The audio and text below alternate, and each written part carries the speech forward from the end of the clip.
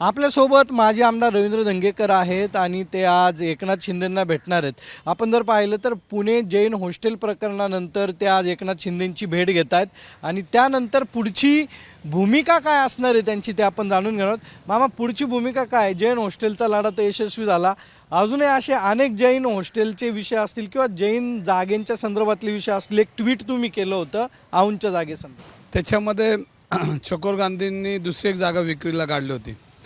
त्यामध्ये पुणे धर्मदायित्वामध्ये तसा अर्ज होता. आपण तुमच्या माध्यमातून ट्विट केलं मी आणि नंतर काल मला असं समजलं की ती बी जागा विकायची कॅन्सल झालेली आहे. म्हणजे ही सगळी जैन धर्मियांच्या वडीलोपार्जित लोकांनी ज्या भावनेने ह्या जमिनी जागा दिल्या होत्या आणि ते समाजाला उपयोगी पडायला पाहिजे आणि समाजाचा उद्धार त्याच्यामध्ये झाला पाहिजे सर्वसामान्यांचा. पण ह्याच्यामध्ये एक संस्कृती अशी निघाली की जमिनीचे पैसे प्रचंड वाढलेले आहेत आणि याच्यामध्ये प्रचंड पैसा आपल्या खिशात कसा जाईल आणि एक गोरस असं आम्ही ट्रस्टी आहोत असं गोरस एक चेहरा समोर आणून काही चेहरे ह्याच्यामध्ये आतमध्ये प्रवेश करून ज्या पद्धतीने ह्या जागा विकायला काढतायत ते निषेधार्थ आहेत. आणि आपल्याला माहिती आहे की अनेक ठिकाणी असे प्रकार आता चालू आहेत. सगळ्या धर्मियांच्या जागा, देवस्थान आणि आमच्या लीडर लोकांना देवांच्या जागा कशा घ्यायच्या आता सुचायला लागल्यात. अनेक ठिकाणी बघितलं असेल तर अनेक देवांच्या जागा ह्यांनी घेतलेल्या आहेत आणि घेऊन ह्यांनी हे हे सगळं बँका असतील, बाकी सगळे लोक असतील, हे सगळ्यांनी एकत्र म्हणून कांड करण्याचा प्रयत्न आहे. आज पुणे शहरामध्ये आपण बघितलं असेल तर मुंबईच्या खालोखाल जागेच्या किमती वाढल्यात आणि जागेच्या किमती वाढल्या तर हे चुकीच्या पद्धतीने आत्ता चाललेलं. याच्यामध्ये धर्मदायुक्तांना आम्ही भेटणार आहोत, मुंबईच्या धर्मदायुक्तांना भेटणार आहोत.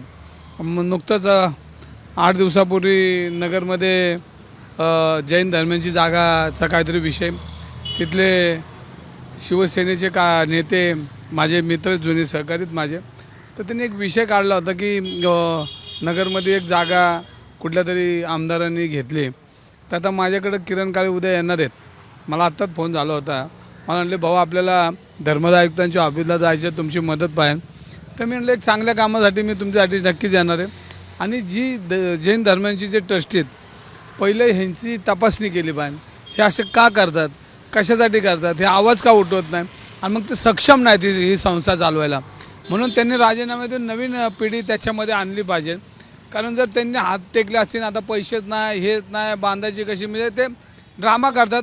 किरण काळेंचा आरोप आहे की एका आमदारांनी, म्हणजे सत्ताधारी आमदार आहे, तुम्ही पण सत्ताधारी आमदाराविरोधात खासदाराविरोधात लढला होतात, ती जागा सरकारला द्यायला भाग पाडली पुन्हा, आणि पुन्हा एक आमदार, म्हणजे जर अशा पद्धतीने जमिनी देवस्थानच्या घेत असतील तर मग हे राजकारण चाललंय कुठे? नाही, याच्यामध्ये तुम्हाला परत एकदा सांगतो की मी उद्या पूर्णपणे माहिती घेतो.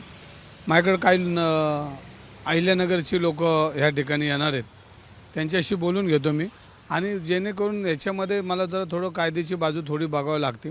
बघून मी उद्या धर्मदायुक्तांना त्यांच्या मार्फत भेटणार आहे आणि वेळ पडले तर आपण अहिल्यानगरला जाऊ, तिथल्या जैन धर्मियांशी बोलू, चर्चा करू, एकदा त्यांची जी सूचना त्यांच्या काय आहेत ते बघू. का त्यांना लाटून घेतली, का दादागिरी करून घेतली, का दहशतीमध्ये घेतली, का त्यांची बी तयारी होती, हे सगळी बाजू 1-2 दिवसात तपासायला पाहिजे आणि त्यानंतर आपण बोलू सगळ्यांशी. पुणे शहरात सातत्याने जर बघितलं तर परवा एक अपघात झाला, या अपघातात 3 लोकांचा मृत्यू झाला. म्हणजे हे चाललंय कुठं सगळं? पोलीस आयुक्त जे आहेत ते अपयशी ठरतायत काय सगळं रोखण्यात? कोयता जे आहेत ते राजरोसपणे कोयता गँग होतोय, हल्ले होत आहेत. नाही, मी निलेश गायवळ प्रकरणामध्ये ज्यावेळेला बोललो तेव्हा माझी स्पष्ट भूमिका होती की ह्याला जबाबदार आम्ही राजकीय लोक आहोत आणि राजकीय लोकांनी जर सुधारणा नाही केली तर ह्या टोळ्या कार्यरत, जर 70 टोळ्या कार्यरत आहेत आणि उद्या 71 बी तयार होईल. कारण शेवटी गुन्हेगारी प्रवृत्तीकडे जी लोक जातात त्यांना जर ठेचलं नाही तर भविष्यामध्ये सर्वसामान्यांना जगणं अवघड होईल. जे विद्येचं माहेरघर आहे, शांत रिटायर लोकांचं पुन्हा असं म्हणायच्या पूर्वी शांतता ज्या पुण्यामध्ये ती शांतता नांदत नाही, गुन्हेगारींचं झालं. ह्याच्यामध्ये आम्ही प्रशासक लोकांनी सगळ्यांनी मिळून याच्यावर काहीतरी ॲक्शन एखादा प्लॅन केलं पाहिजे. तुम्हाला माहीत असेल 1995 साली माननीय गोपीनाथ मुंडे साहेबांनी गृहमंत्री असताना मुंबई सपाट केली. गुन्हेगार दिसत नाही, मुंबईची गुन्हेगारी संपली पुण्यात चालू झाली. पुण्यात तर इतकी प्रचंड आहे की पुण्यामध्ये तुम्हाला आत्ता म्हटल्याप्रमाणे जागेचे व्यवहार, पैसा, पाणी, ह्या सगळ्या गोष्टीमुळे लवकर श्रीमंत व्हायचं आहे आणि सर्वसामान्यांचे नरडे कापायचे. अनेक बिल्डर लॉबीमध्ये सगळेच बिल्डर वाईट नाही, पण आज बिल्डरांचा जर अभ्यास केला तर अनेक बिल्डर गुन्हेगार आणि ह्या अशा जागा ज्या पद्धतीने गोरगरिबांच्या खात्यात चुकीच्या पद्धतीने कायद्याचा आधार घेऊन किंवा लोकांना हरेसमेंट करून त्या जागा घेतात, यांची यादी आता आपल्याला आणावं लागणार बिल्डर लोकांची. कारण हे बिल्डर लोकच ही गुन्हेगारी खऱ्या अर्थानं राजकीय गुन्हेगारी चालवण्याचं काम. पण आयुक्त अपयश ठरतात ना आता आयुक्तांना आता अपयश म्हणलं तर वावगं ठरणार नाही. आयुक्तांनी याच्यामध्ये ॲक्शन घ्या. आम्ही पहिल्या दिवशी ॲक्शन घ्या. एकदा कळू द्या पुणेकरांना, एकदा तुमच्या रिव्हॉल्वर साफ करा, नुसतेच ते कमरेला लावू नका, एकदा बाहेर पुसा, पुसून एकदा बाहेर काढा. त्याशिवाय पुणेकरांना शांतता मिळणार नाही.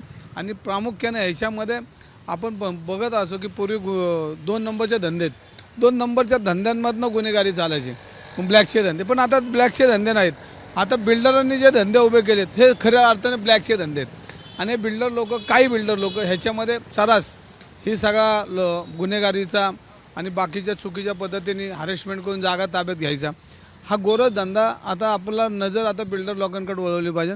हे मटकेवाले, दारूवाले ह्यांचं काय राहिलं नाही आता. पण हे सगळे बिल्डर लॉबी ही सगळी गुन्हेगारी चालवते. राजकीय लोकांना पाठबळ देऊन बऱ्यापैकी त्यांनी पुण्यात गुन्हेगारी चालवते. गुन्हेगारीचं एक नवीन ट्रेंड पाहायला मिळतोय. जे अल्पवयीन मुलं आहेत त्यांचं प्रमाण जास्त आहे या म्हणजे कोयता गँग असेल किंवा या सगळ्या प्रकरणात. नाही, हे तर आपण मी तर म्हणतो ना, 70 टोळ्यात नवीन मुलं आकर्षित होतात. गुन्हेगार तुम्हाला माहिती आहे का, गुन्हेगार आला ना तर त्याच्या मागं लाख लोक द्यायचे, पण आमच्या मागं 10 लोक बी दिसतात. एक आकर्षण असतं त्यांना की गुन्हेगारी तर मी ह्याचा भाईचा मित्र आहे, मी त्या भाई मला ओळखतो, असं तसं. पण ही थोड्या दिवसाचा त्यांचं आयुष्य असतं, हे त्यांच्या मुलांच्या लक्षात येत नाही. लहान मुलं आहेत आणि लहान मुलांना आपण ते व्हायच्या अगोदरच ह्यांना सगळ्यांना समजून घेतलं पाहिजे. मी एकनाथ शिंदेंना मी आज एकनाथ शिंदेंना भेटणार, पण आज माझी तशी काही चर्चा नाही आहे. पण ह्या चर्चेमध्ये बऱ्यापैकी अहमदनगर, आपलं अहिल्यानगर त्याच्याविषयी थोडं मला संधी मिळेल तर मी बोलणार आहे. आणि त्याच्यामध्ये नाही, पण यापूर्वी दादांनी त्यांना नोटीस काढली होती, पक्षाच्या विरोधात ते भूमिका घेत होते तिथले आमदार. आज तुम्ही एकनाथ शिंदेंकडे तक्रार करणार आहेत, म्हणजे कुठंतरी ते सगळं काय, याला काय म्हणायचं. अजितदादा माझे नेते आहेत आणि बऱ्यापैकी माझे एक कौटुंबिक संबंध आहेत दादांबरोबर. पण दादांचं ऐकतंय कोण हा प्रश्न आहे आता महत्त्वाचा. दादाचं ऐकत नाही, आमदार पण नाही. आता आपण बघतोय ना, आता दादांचं ऐकत नाही. नक्की आपल्याबरोबर रवींद्र धंगेकर होते. आज ते एकनाथ शिंदेंना भेटणार आहे. दादांचे आमदारच दादांचं ऐकत नाही आहेत. मात्र पुण्यातील जी गुन्हेगारी आहे ही गुन्हेगारी जर नष्ट करायची असेल तर पोलिसांनी आपल्या रिव्हॉल्वर बाहेर काढाव्यात, त्या साफ कराव्यात, म्हणजे पुणे शांत होईल. कॅमेरामन किरण काजळेसह सागरवाड, साम TV, पुणे. आता isakal.com आहे देशातील नंबर 1 ची मराठी न्यूज वेबसाईट. प्रत्येक अपडेटसाठी isakal.com ला नक्की भेट द्या.